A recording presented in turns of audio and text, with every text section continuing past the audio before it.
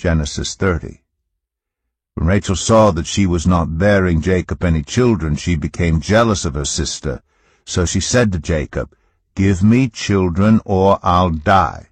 Jacob became angry with her and said, "Am I in the place of God? Who has kept you from having children?" Then she said, "Here is Bilhah, my servant. Sleep with her so that she can bear children for me, and I too can build a family through her." So she gave him her servant Bilhah as a wife. Jacob slept with her, and she became pregnant and bore him a son. Then Rachel said, "God has vindicated me. He has listened to my plea and given me a son." Because of this she named him Dan. Rachel's servant Bilhah conceived again and bore Jacob a second son. Then Rachel said, "I have had a great struggle with my sister, and I have won." So she named him Naphtali.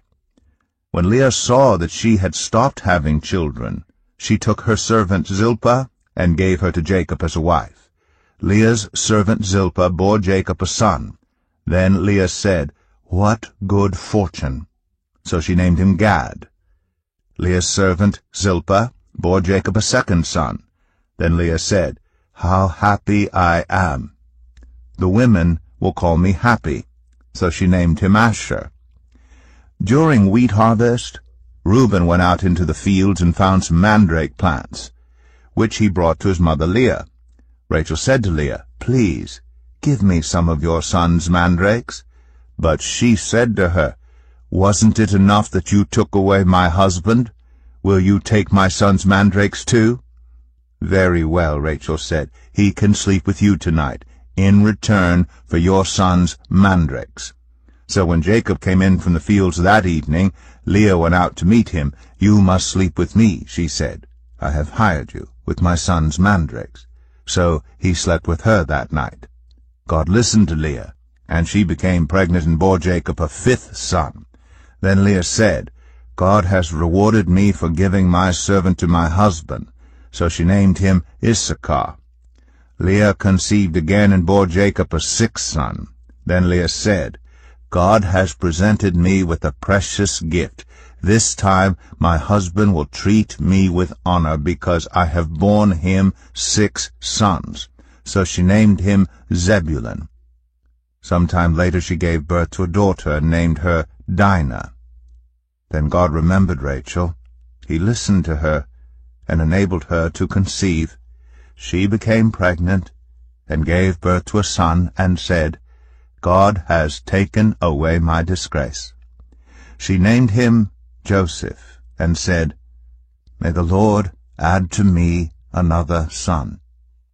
After Rachel gave birth to Joseph, Jacob said to Laban, "Send me on my way so I can go back to my own homeland. Give me my wives and children, for whom I have served you, and I will be on my way. You know how much work I've done for you." But Laban said to him, "If I have found favor in your eyes, please stay. I have learned by divination that the Lord has blessed me because of you." He added, "Name your wages, and I will pay them."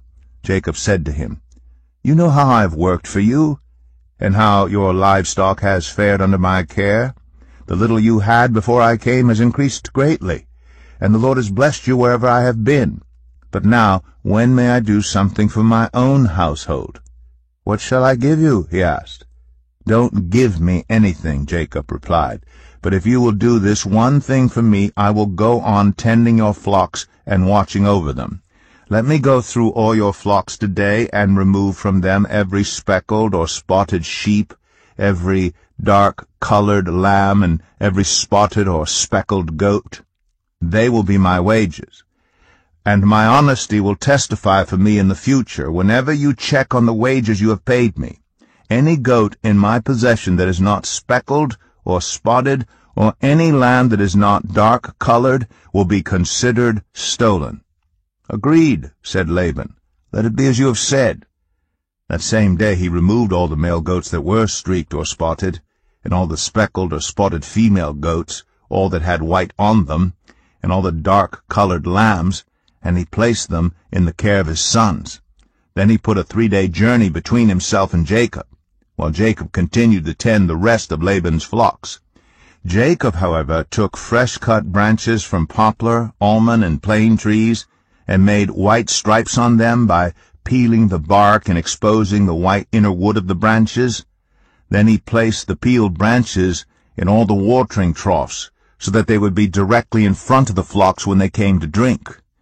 When the flocks were in heat and came to drink, they mated in front of the branches, and they bore young that were streaked or speckled or spotted. Jacob set apart the young of the flock by themselves, but made the rest face the streaked and dark-colored animals that belonged to Laban. Thus he made separate flocks for himself, and did not put them with Laban's animals. Whenever the stronger females were in heat, Jacob would place the branches in the troughs in front of the animals, so that they would mate near the branches. But if the animals were weak, he would not place them there. So the weak animals went to Laban, and the strong ones to Jacob. In this way the man grew exceedingly prosperous, and came to own large flocks, and female and male servants, and camels and donkeys. Genesis 31. Jacob heard that Laban's sons were saying, "Jacob has taken everything our father owned, and has gained all this wealth from what belonged to our father." And Jacob noticed that Laban's attitude toward him was not what it had been. Then the Lord said to Jacob, "Go back to the land of your fathers and to your relatives, and I will be with you." So Jacob sent word to Rachel and Leah to come out to the fields where his flocks were. He said to them, "I see that your father's attitude toward me is not what it was before, but the God of my father has been with me. You know that I've worked for your father with all my strength, yet your father has cheated me by changing my wages 10 times. However, God has not allowed him to harm me.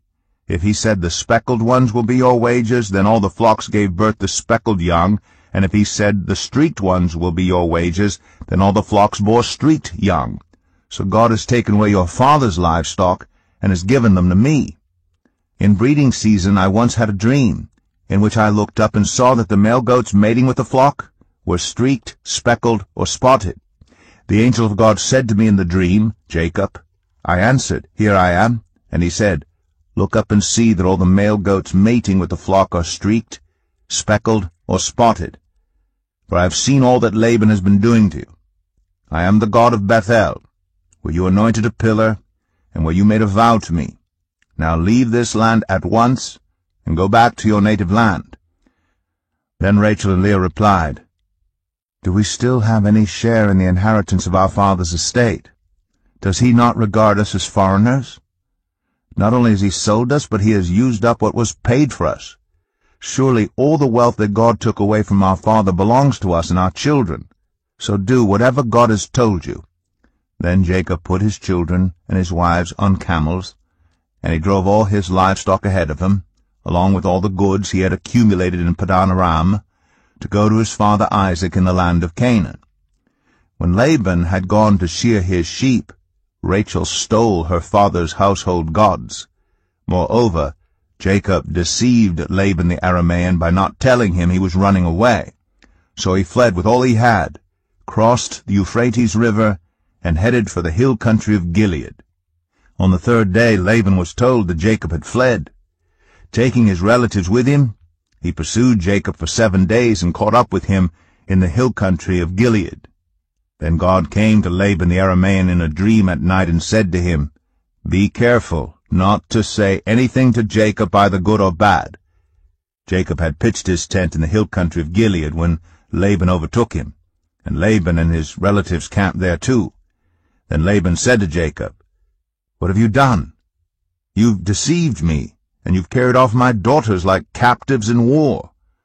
Why did you run off secretly and deceive me? Why didn't you tell me so I could send you away with joy and singing to the music of timbrels and harps? You didn't even let me kiss my grandchildren and my daughters goodbye. You've done a foolish thing. I have the power to harm you. But last night the God of your father said to me, 'Be careful not to say anything to Jacob, either good or bad.' Now you've gone off because you longed to return to your father's household. But why did you steal my gods?" Jacob answered Laban, "I was afraid, because I thought you would take your daughters away from me by force. But if you find anyone who has your gods, that person shall not live. In the presence of our relatives, see for yourself whether there is anything of yours here with me, and if so, take it." Now Jacob did not know that Rachel had stolen the gods. So Laban went into Jacob's tent, and into Leah's tent, and into the tent of the 2 female servants, but he found nothing. After he came out of Leah's tent, he entered Rachel's tent. Now Rachel had taken the household gods and put them inside her camel's saddle, and was sitting on them.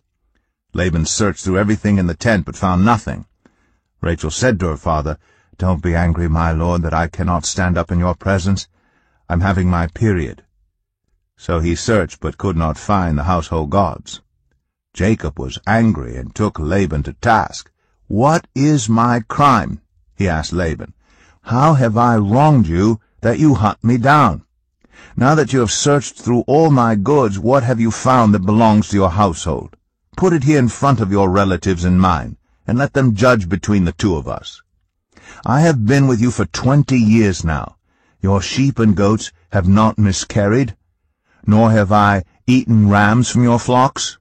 I did not bring you animals torn by wild beasts. I bore the loss myself, and you demanded payment from me for whatever was stolen by day or night. This was my situation. The heat consumed me in the daytime and the cold at night, and sleep fled from my eyes. It was like this for the 20 years I was in your household. I worked for you 14 years for your 2 daughters and 6 years for your flocks, and you changed my wages 10 times. If the God of my father, the God of Abraham, and the fear of Isaac had not been with me, you would surely have sent me away empty-handed. But God has seen my hardship and the toil of my hands, and last night he rebuked you." Laban answered Jacob, "The women are my daughters, the children are my children, and the flocks are my flocks. All you see is mine. Yet what can I do today about these daughters of mine, or about the children they have borne? Come now, let's make a covenant, you and I, and let us serve as a witness between us." So Jacob took a stone and set it up as a pillar. He said to his relatives, "Gather some stones." So they took stones and piled them in a heap, and they ate there by the heap. Laban called it Jegar-sahadathah, and Jacob called it Gilead. Laban said, "This heap is a witness between you and me today." That is why it is called Gilead. It was also called Mizpah, because he said, "May the Lord keep watch between you and me when we are away from each other. If you mistreat my daughters, or if you take any wives besides my daughters, even though no one is with us, remember that God is a witness between you and me." Laban also said to Jacob, "Here is this heap, and here is this pillar I have set up between you and me. This heap is a witness, and this pillar is a witness, that I will not go past this heap to your side to harm you, and that you will not go past this heap and pillar to my side to harm me.